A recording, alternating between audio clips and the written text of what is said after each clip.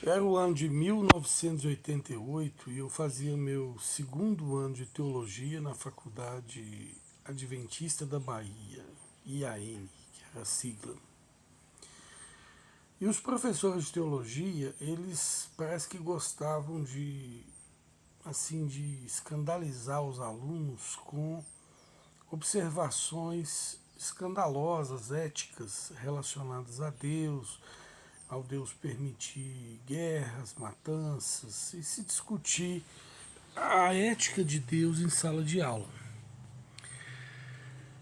Junto com isso, eu estava enfrentando um problema pessoal muito grande, né? E aí eu decidi um dia lá ir na mata orar a Deus, mas não uma oração simples como a gente faz. Era uma briga, porque eu ia colocar Deus na parede na minha ideia. Era jovem, né? Isso foi no ano de 1988, eu tinha uns 20 anos, mais ou menos.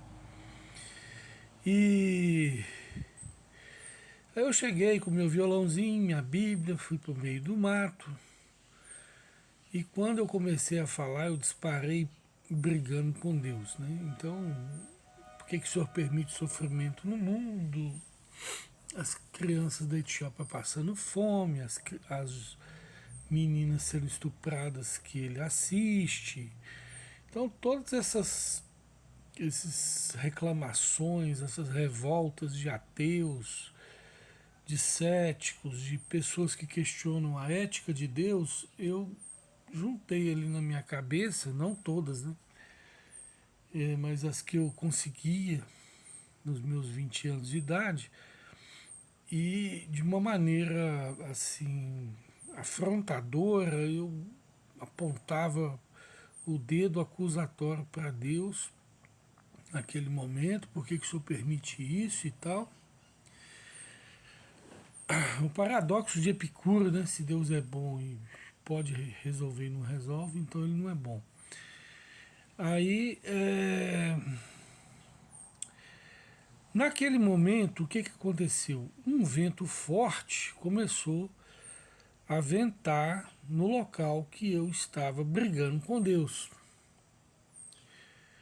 E aí eu achava bom, né? Porque aí o vento batia nas árvores, né? Era um cerrado assim. E aí eu ficava mais animado ainda, que eu gosto de confusão. Quem me conhece sabe até que quando o mar está agitado, eu gosto de mergulhar no mar agitado, né? Já nadei até na garganta do diabo, lá em Foz do Iguaçu. Fui filmado pela Rede Globo, também acho que foi nesse mesmo ano, ou no 89. E aí aquela agitação daquele ventania e eu brigando com Deus, eu estava achando bom, aí que eu fiquei mais encorajado a reclamar com Deus. Só que quando acabou meus argumentos, o vento, e eu parei de falar, o vento também parou. Aí eu percebi a coincidência, né? E pensei, é só coincidência. Aí eu falei assim, vou testar, vou falar de novo para ver se o vento volta. Aí eu falei de novo, o vento voltou. Aí eu fiquei meio assustado. Aí eu falei assim, vou testar de novo.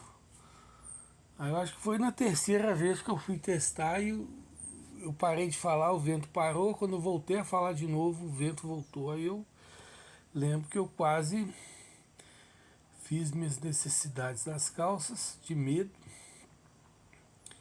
E ajoelhei e falei, puxa, Deus está aqui. E eu vou morrer, porque eu fui muito abusado, tinha falado muita besteira, né?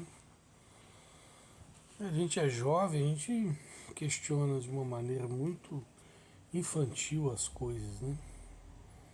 E mesmo o adulto também, ele é infantil, é só uma criança crescida, né? Porque quando a gente olha o nosso tamanho com o pressuposto Deus, ele é gigante demais em tempo, em sabedoria, né? E a gente quer questionar ele. Então, assim, é um abuso. Porque, logicamente, que as razões que ele tem é muito, mas bota muito maiores do que as nossas, né? Aí eu percebendo que eu ia receber um castigo, que Deus estava ali presente fisicamente, né? Não só pela fé, eu pensei assim, já que eu vou morrer mesmo, eu vou perguntar para ele se ele tira essa dúvida de mim, né? É, fiz igual o ratinho que foi pego na ratoeira, né? E começa a comer o queijo, tadinho. Aí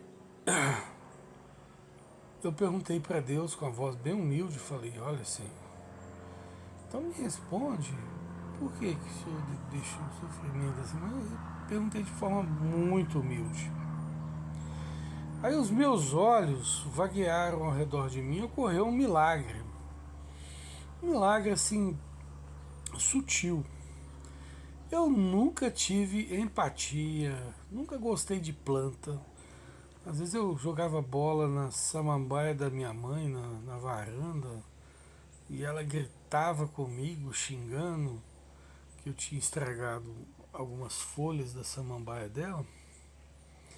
E eu ficava assim, sem saber por que, que minha mãe se incomodava tanto com uma bolada na samambaia.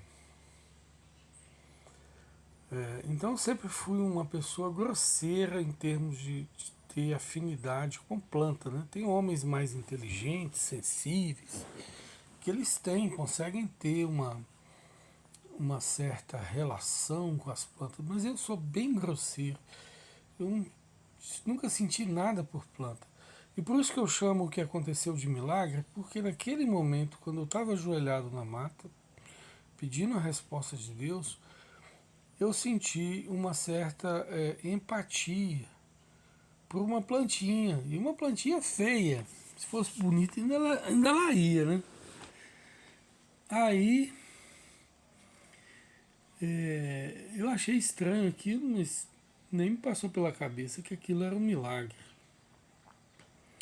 E uma voz interna, né, falou: quebra essa plantinha.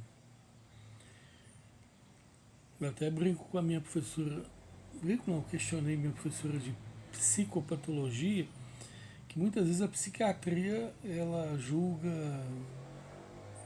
ouvir vozes como esquizofrenia, de uma forma generalista, sendo que tem muitas obras maravilhosas de pessoas que ouviram a voz de Deus.